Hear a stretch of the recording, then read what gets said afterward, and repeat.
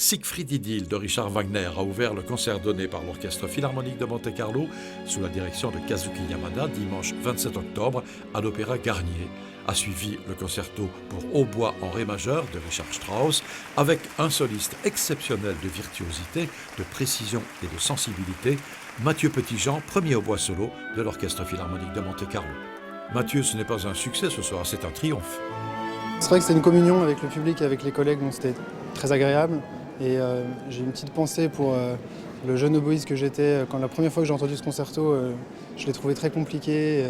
Et je me suis dit, j'ai pas très envie de le jouer un jour parce que j'arrivais pas à rentrer dedans. Et mon ambition, si je peux dire aujourd'hui, c'était de rendre cette pièce agréable avant toute chose à écouter, plus que de la présenter comme un sommet de concours, parce que c'est une pièce de concours aussi. Et j'ai l'impression d'avoir la réaction du public que c'est ce que j'ai transmis. Donc c'est surtout ça qui me fait plaisir, plus qu'un aboutissement technique ou quoi que ce soit.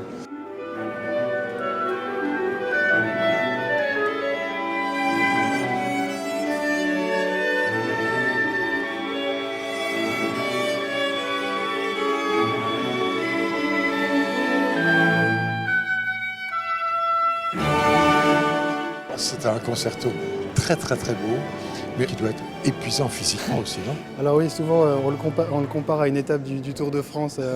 On dit que c'est le col du Galibier ou l'ascension des Alpes. Alors moi j'y vois beaucoup de parallèles avec l'Alpen Symphony par moment aussi, mais c'est vrai que c'est aussi un challenge physique de jouer ce concerto. Et d'ailleurs même pour m'y préparer, j'ai dû faire pas mal de courses à pied pour avoir le coffre, comme on dit en sport, pour pouvoir être serein dans ces grandes montées et ces longues phrases.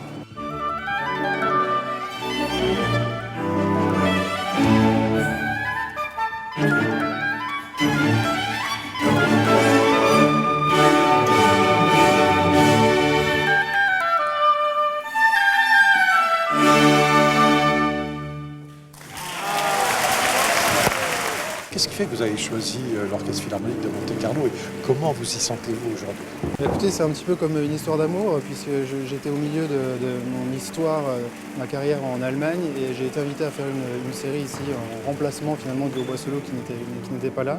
Et je connaissais ni la région, ni vraiment très bien l'orchestre, et puis je passe une semaine assez fantastique avec tous les collègues, les musiciens formidables qu'il y a dans cet orchestre. Et peu de temps après, il y avait la possibilité d'intégrer l'orchestre. Presque sur un coup de tête, je me suis jeté dessus et je ne regrette pas depuis. Ne manquez surtout pas le prochain concert de l'Orchestre Philharmonique de Monte-Carlo le dimanche 3 novembre à l'Auditorium Régnier 3. Au programme, l'oratorio Elijah de Mendelssohn. Il y aura plus de 200 artistes sur scène.